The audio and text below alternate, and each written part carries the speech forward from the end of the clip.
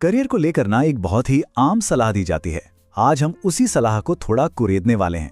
Cal Newport की किताब so good they can't ignore you के आधार पर हम एक ऐसे जबरदस्त आइडिया को समझेंगे जो शायद काम को देखने का हमारा नजरिया ही हमेशा के लिए बदल दे।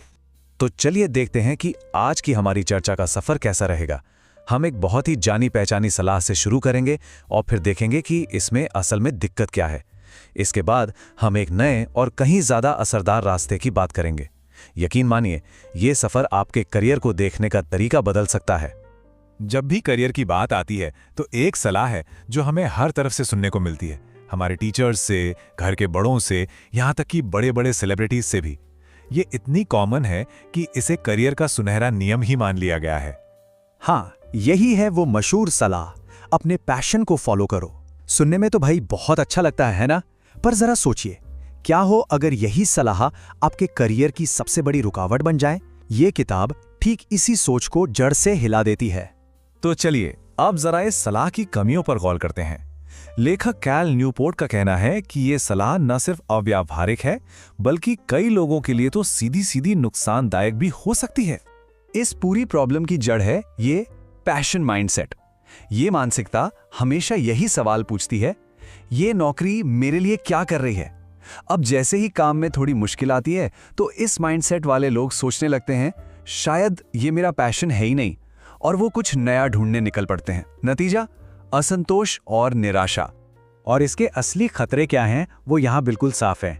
सच तो ये है कि ज्यादातर लोगों को पता ही नहीं होता कि उनका पैशन है क्या, और इसी वजह से वो एक नौकरी से दूसरी नौकरी में कूदते रहते हैं, हमेशा उस एक परफेक्ट जॉब की तलाश में जो शायद कभी मिले ही ना। तो ठीक है, अगर पैशन माइंडसेट एक प्रॉब्लम है तो इसका सॉल्यूशन क्या है? यहीं पर लेखक एक बिल्कुल अलग नजरिया सामने रखते हैं, जिसे वो कहते हैं क्राफ्ट माइंडसेट। अब जरा इन दोनों के बीच का फर्क देखिए। पैशन माइंडसेट का फोकस है लेने पर कि मुझे क्या मिलेगा, जबकि क्राफ्ट माइंडसेट का फोकस है देने पर, मतलब मैं क्या वैल्यू बना सकता हूं। यह सोच में एक बहुत बहुत बड़ा बदलाव है। खुद से ध्यान हटाकर अपने काम की क्वालिटी पर ले जाना। तो मूल मंत्र यही है, पैशन को खोजने की कोशिश में मत रहिए। इसके बजाय अपने काम में इतने माहिर बन जाइए, इतने काबिल बन जाइए कि कोई आपको नजरअंदाज कर ही ना सके। पैशन वो तो इस महारत का नतीजा होता है, शुरुआत नहीं।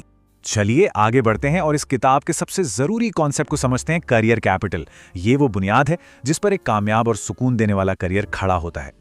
करियर कैपिटल गुना एक तरह की प्रोफेशनल करेंसी समझिए। ये उन स्किल्स से बनती है जो मार्केट में कम लोगों के पास हैं और जिनकी वैल्यू बहुत है। जितना ज्यादा ये कैपिटल आपके पास होगा, करियर में आपके पास उतने ही बेहतर ऑप्शंस होंगे। तो ये कैपिटल असल में दिखता कैसा है? ये किसी खास सॉफ्टवेयर में मास्टरी हो सकती है, किसी इंडस्ट्री का बहुत गहरा ज्ञान हो सकता है, या फिर कोई ऐसा स्किल जो बहुत ही कम लोगों के पास हो। कुछ भी जो आपको दूसरों से अलग और ज्यादा वैल्यूएबल बनाता है। अब सवाल उठता है कि ये करियर कैपिटल जमा करने से मिलेगा क्या? इसका इनाम वो दो चीजें हैं जिन्हें लोग अक्सर पैशन में ढूंढते रहते हैं, अपने काम पर कंट्रोल और एक मीनिंगफुल मिशन। ये स्लाइड देखिए, पूरी प्रक्रिया को कितने साफ तौर पर दिखाती है।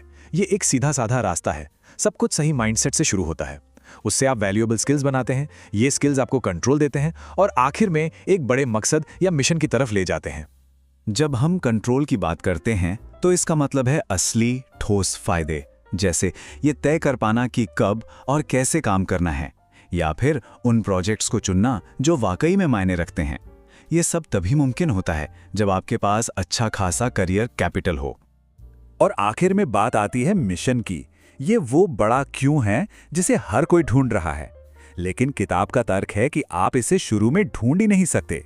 मिशन तब सामने आता है जब आप अपने काम में इतने माहिर हो जाते हैं कि आप सिर्फ काम करते नहीं, बल्कि उसे एक नई दिशा देना शुरू कर देते हैं। तो हमने इस पावरफुल आइडिया को अच्छी तरह समझ लिया है। अब इसे समेटते हैं और देखते हैं कि इससे सबसे ज्यादा फायदा किसे हो सकता है, और सबसे जरूरी बात क्या है जो हमें याद रखनी है। तो ये सलाह किसके लिए है? सच कहूं तो ये लगभग हर किसी के लिए, चाहे कोई अभी अभी कॉलेज से निकला हो, अपने करियर के बीच में हो, या कुछ नया शुरू करने की सोच रहा हो। ये फ्रेमवर्क एक बहुत ही साफ और प्रैक्टिकल रास्ता दिखाता है। अगर इस पूरी चर्चा से सिर्फ एक बात याद रखनी हो तो वो ये है, कामयाबी आपके अंदर पहले से मौजूद किसी पैशन को खोजने से नहीं आती, बल्कि वो आती है कड़ी मेहनत से स्किल्स बनाने और अपने काम में महारत हासिल करने से। और मैं आज की बात इसी सवाल के साथ खत्म करना चाहूंगा।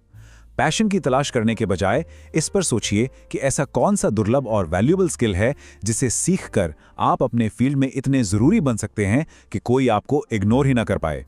इसका जवाब शायद आपके करियर को पूरी तरह बदल सकता है।